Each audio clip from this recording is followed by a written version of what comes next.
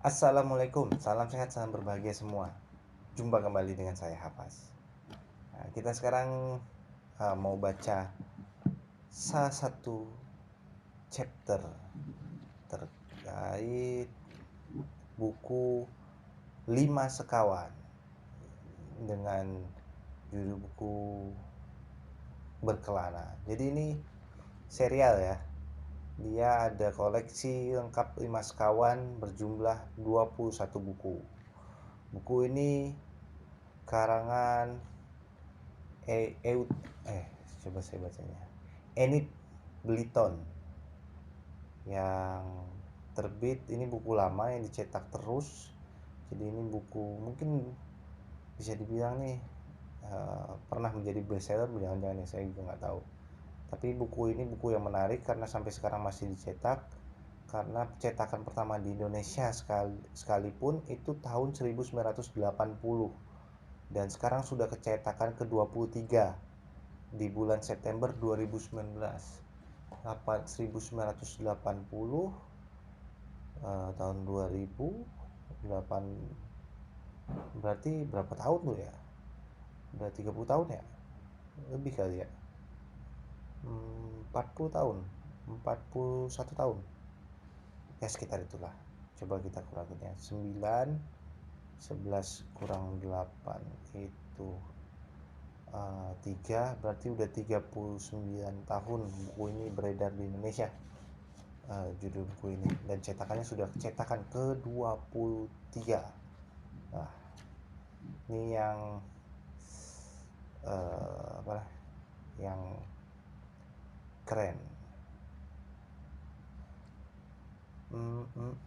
Kita coba baca salah satu chapter atau bagian yang menurut saya keren, karena seperti yang pada mungkin video-video sebelumnya saya ada pernah menyebutkan bahwa saya nggak baca semua chapter, tapi akan saya baca chapter yang menurut saya keren dan saya coba mengulas di video yang berbeda. Oke, 5 sekawan berkelana bagian ke-12. Kegembiraan yang berubah menyedihkan. Tak lama kemudian mereka sudah melihat simpanse itu. Pongo muncul dari balik salah satu karavan. Ia tampak puas. Dihampirinya Ane, lalu disodorkan tangannya pada anak itu sambil bersuara sayang. Guk, guk, guk, guk. Ane menerima benda yang disodorkan, lalu memperhatikan. Oh maaf, saya salah tadi. Nguk, nguk, nguk, nguk. Suara simpanse. Terebus. Aduh, Nobi. Dia membongkar keranjang piknik kita. Ternyata tepat dugaan Ana. 2 telur rebus senyap, begitu pula dengan beberapa tomat. Nobi menampar Pongo, lalu menyeretnya kembali ke kandang. Simpanse itu sedih. Suaranya seperti menangis sementara mukanya ditutup dengan kedua belah tangannya. Ana merasa kasihan. Ia betul-betul menangis? Tanyanya prihatin. Maafkan sajalah, Nobi. Dia tadi tidak bermaksud nakal. Ah, dia tidak sungguh-sungguh menangis, hanya pura-pura saja, kata Nobi. Dan dia memang sengaja nakal. Aku kenal kunyuk yang satu ini. Sepagi itu anak-anak asik melihat-lihat binatang piaraan sirkus. Tahu-tahu sudah saatnya makan siang, padahal mereka belum sempat melihat monyet-monyet. Nanti saja kita ke sana, kata Nobi. Sekarang kita makan dulu. Yuk, kita makan di tepi danau. Selama itu anak-anak sama sekali tak melihat Lou. Begitu pula dengan Tiger Dan. Bukannya mereka ingin bertemu dengan mereka, bahkan sebaliknya. Mereka kemana? Tanya Julian. Pergi seharian. Ya, syukurlah, kata Nobi. Mereka pergi untuk salah satu urusan rahasia mereka. Kalau kami sedang berkeliling dari tempat yang satu ke tempat lain, pamanku sesekali menghilang malam-malam. Kadang-kadang aku terbangun dan dia tak ada di pembaringannya. Kemana dia perginya? Tanya George. Aku tak berani menanyakannya, jawab Nobi. Pokoknya, dia dan juga Lou hari ini tak akan muncul. Menurut perasaanku, baru malam nanti mereka kembali. Anak-anak berpiknik di tepi danau. Airnya berkilauan, biru, dan tenang sekali. Seperti mengajak mereka untuk mandi-mandi di situ. Kita berenang yuk, ajak Dick. Setelah mereka makan sekenyang-kenyangnya, Julian melirik arlojinya. Tak baik berenang sehabis makan kenyang, katanya. Kau kan juga tahu, Dik, kita harus menunggu sebentar. Betul juga, kata adiknya. Itu juga ya, sambil merembahkan dirinya. Aku ingin tidur sebentar. Atau lebih baik sekarang saja kita melihat monyet-monyet. 5 remaja itu tidur-tiduran sebentar. Setelah itu mereka pergi, hendak melihat kandang-kandang monyet. Tapi waktu tiba di perkemahan, tampak orang-orang ramai berkumpul sambil berteriak-teriak. Ada apa? Tanya Nobi kaget. Astaga, monyet-monyet itu lepas semua. Benarlah, kemanapun anak-anak memandang, tampak monyet-monyet kecil berbulu coklat ribut mengoceh. Di atas karavan, di atas tenda, di mana-mana. Seorang wanita berkulit coklat yang tatapan matanya tajam datang menghampiri Nobi. Dipegangnya bahu anak itu lalu diguncang-guncangkannya. Lihatlah apa yang dilakukan simpansemmu itu, katanya. Kau memasukkannya ke dalam kurungan, tetapi pintu tak kau kunci dengan benar. Akibatnya, ia keluar lalu membuka pintu kandang monyet, sehingga semua lepas. Dasar simpan sebandel. Kalau berhasil kutangkap, akan kupukul dengan gagang sapu. Mana Lucilla? Tanya Nobi, sambil melepaskan diri dari cengkerapan wanita yang marah-marah itu. Tidak bisakah ia menyuruh monyet-monyet itu masuk ke kandang lagi? Lucilla sedang ke kota, kata wanita itu. Ia masih marah-marah. Tetapi dia nanti akan gembira sekali jika kembali dan mendengarkan kejadian ini. Jangan ributkan monyet-monyet itu, kata Nobi. Mereka tak akan apa-apa. Mereka pasti menunggu sampai Lucilla datang. Siapakah Lucilla itu? Tanya Anna. Menurut perasaannya hidup dalam perkemahan sirkus mengasihkan sekali. Dia pemilik monyet-monyet itu, jawab Nobi. Nah, itu dia. Lucilla sudah kembali. Sekarang semuanya akan beres. Seorang wanita tua yang sudah keriput datang bergegas-gegas. Menurut Anna, banyak sekali kemiripannya dengan monyet-monyet peliharaannya. Tubuh wanita tua itu kecil dan bungkuk. Matanya tajam dan bersinar-sinar. Tangannya yang kecil memegang erat selendang merah yang menggerudunginya. Monyet-monyet lepas, seru anak-anak sirkus berebut-rebut. Lucilla, monyet-monyet lepas. Lucilla mendengarkan seruan itu. Dengan suaranya yang melengking tinggi dimarahinya semua yang ada di tempat itu. Kemudian dia berdiri, tak bergerak sama sekali. Hanya kedua lengannya saja yang dibentangkan lebar-lebar.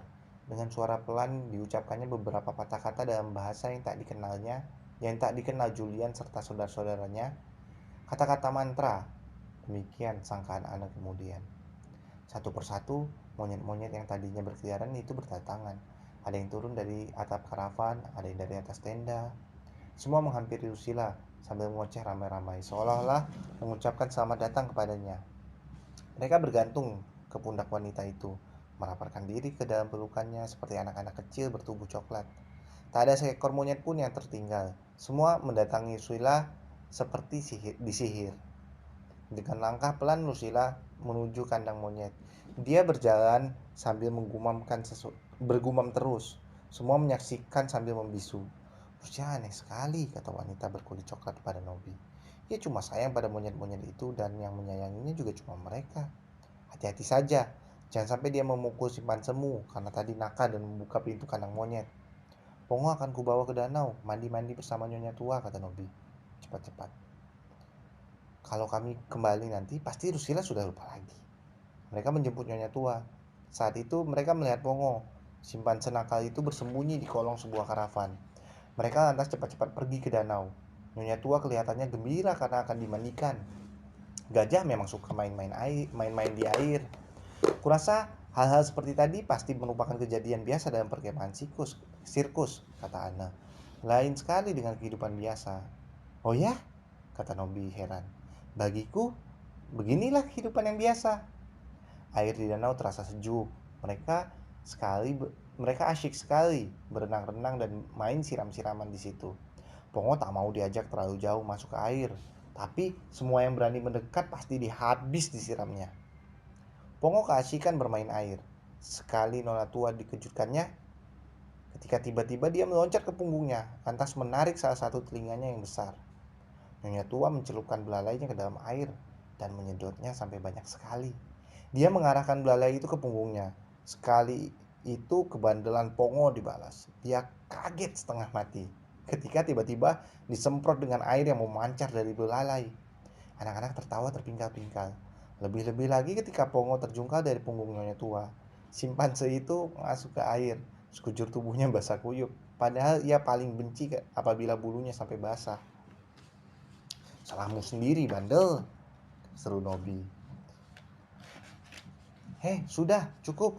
Nyonya Tua, aku tak perlu ikut-ikutan kau semprot. Tapi rupanya gajah itu kini keasikan sendiri dengan leluconnya. Ia tak mau disuruh berhenti. Anak-anak terpaksa menjauh karena Nyonya Tua jitu sekali bidikannya. Seumur hidup belum pernah aku senang saat ini, kata Anne sambil mengeringkan tubuhnya. Setiap malam aku pasti akan bermimpi tentang monyet-monyet, gajah, kuda, dan simpanse bandel. Robby memamerkan keahliannya berjumpalitan seperti roda di tepi danau. Ia melakukannya hanya karena merasa sangat gembira, dan Pongo tidak mau kalah. Dia ikut-ikutan berjumpalitan. Ternyata dia lebih pandai daripada Nobby. Anda ingin mencoba juga, tapi hasilnya hidungnya mencium pasir.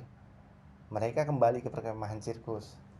Sayang aku tak bisa mengajak kalian minum teh, kata Nobby agak menyesal.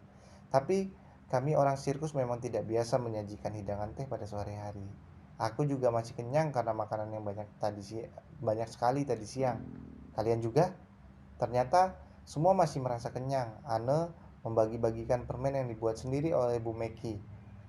Pongo juga dibagikan sebuah permen itu lengket menempel di giginya yang sebelah atas dan sebelah bawah. Pongo ketakutan. Kocak sekali tampangnya ketika menyadari bahwa mulutnya ternyata tak bisa dibuka lagi. Anak-anak terpingkal-pingkal melihatnya. Pongo terduduk lalu mengayun-ayunkan tubuh, mengerang-erang dengan suara sedih. Tapi tak lama kemudian permen di mulutnya itu meleleh dan Pongo bisa membuka mulutnya lagi. Dihisap-hisapnya sisa permen yang masih ada. Tetapi ketika ditawari satu lagi, simpanse konyol itu menolak. Ogah. Anak-anak berkeliling di sekitar perkemahan, melihat-lihat berbagai karavan. Tak ada lagi yang terlalu memperdulikan mereka sekarang. Bagi orang-orang sirkus, Julian dan saudaranya dianggap teman-teman Nobby. Biarpun mereka termasuk kalangan atas, tapi toh teman-teman Nobby. Beberapa anak kecil mengintip dari balik pintu lalu menjulurkan lidah. Tetapi begitu Nobby berteriak, mereka langsung menghilang lagi. Tak tahu aturan, kata Nobby. Tapi sebenarnya mereka anak-anak baik. Akhirnya mereka sampai di tempat wagon-wagon besar. Disitulah disimpan segala macam peralatan sirkus. Pada saat istirahat di perkemahan seperti sekarang, semua peralatan kami dibiarkan saja tersimpan dalam wagon, kata Nobby menjelaskan. Kami toh tak memerlukannya di sini. Salah satu tugasku pada saat berkemah untuk mengadakan pertunjukan adalah membantu membongkar peralatan. Bangku-bangku harusnya dikeluarkan semua, lalu diatur letaknya dalam tenda utama. Maksudku tenda sirkus. Pada saat-saat itu kami sibuk sekali. Apa isi wagon itu? Wagon. Maaf, saya baca benar ya. Apa isi wagon ini? Tanya Anna. Ketika mereka sampai di sebuah wagon kecil yang ditutupi kain terpal yang terpasang rapat. Aku tidak tahu, jawab Nobby. Wagon ini kepunyaan pamanku. Aku belum pernah diizinkan untuk ikut membongkar isinya. Aku tak tahu apa yang disimpan di situ. Aku pernah bertanya kepada diri sendiri, mungkin isinya dulu milik orang tuaku. Aku kan pernah bercerita, kedua orang tuaku sudah meninggal. Pokoknya kemudian aku memberanikan diri dan mengintip ke dalam. Tapi ketahuan oleh Paman Dan, aku dipukuli sampai babak belur. Tapi kalau benar dulu itu milik orang tuamu, mestinya sekarang menjadi kepunyaanmu, kata George. Anehnya wagon ini kadang-kadang penuh isinya, kata Nobby lagi. Tapi kadang-kadang tidak. Mungkin Lau juga meletakkan beberapa barang-barangnya di sini. Ya, sekarang pastinya tak ada yang bisa dimasukkannya lagi, ujar Julian. Tampaknya sudah penuh sesak. Perhatian mereka pada wagon kecil itu lenyap, lalu mereka meneruskan acara melihat-lihat. Julian melirik arlojinya. Ia kaget, karena ternyata arlojinya mati. Pukul berapa sekarang, Dik? Tanyanya pada adiknya. Astaga, sudah malam, seru Dik setelah melihat arlojinya. Pukul 7. Pantas perutku terasa lapar. Sudah waktunya kita kembali ke atas bukit. Kau ikut, Nobby? Kalau kau mau, kau bisa makan malam bersama kami di atas. Kau pasti bisa menemukan jalan turun walaupun sudah gelap. Aku akan mengajak Pongo, Baker, dan Glower, kata Nobby. Ia senang sekali diajak naik. Aku bisa saja tersesat, tapi mereka tidak mungkin. Beramai-ramai mereka mendaki bukit. Mereka agak capek karena seharian bersenang-senang. Sambil berjalan, Ane sibuk merencanakan hidangan nanti. Ketika mereka mendekati karavan-karavan, terdengar Timmy menggonggong tak henti-hentinya. Nyaring sekali suaranya. Kedengarannya seperti marah, kata Dick. Kasihan si Timmy. Pasti ia menyangka kita sudah lupa kepadanya. Begitu mereka sampai, Tim segera menyambut George seakan-akan sudah terpisah selama bertahun-tahun. Baker dan Glower ikut bergembira berjumpa dengan Timmy. Pongo seperti biasa, tidak mau ketinggalan kalau ada yang ramai-ramai. Berulang kali ia guncang-guncangkan ekor Timmy. Simpanse itu kecewa karena Timmy tak mengacuhkannya. Hai Baker, sedang makan apa? Kata Dick sekonyong-konyong. Daging mentah. Dari mana ia mendapatkannya? Mungkin petani tadi kemari lalu memberikan daging sedikit kepada Timmy. Tapi kalau begitu kenapa Timmy tidak memakannya? Anak-anak memandang Baker yang sedang asyik makan daging yang tergeletak di tanah. Glower lari mendekati Timmy. Tidak tidak mau begitu pula padahal Glower lari mendekati, tapi Timmy tidak mau begitu pula halnya dengan Pongo.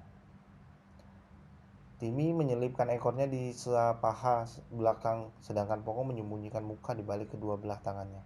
Aneh, kata anak-anak.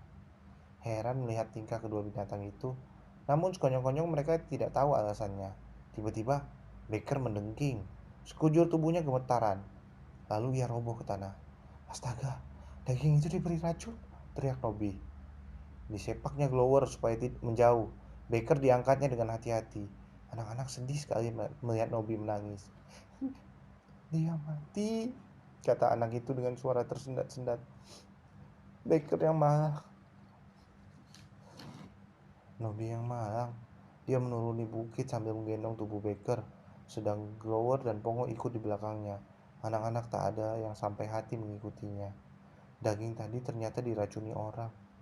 Benar-benar perbuatan yang keterlaluan jahatnya. Itu salah satu bagian dari 5 sekawan. Ya, sampai jumpa di video lainnya. Salam sehat, salam berbahagia. Assalamualaikum.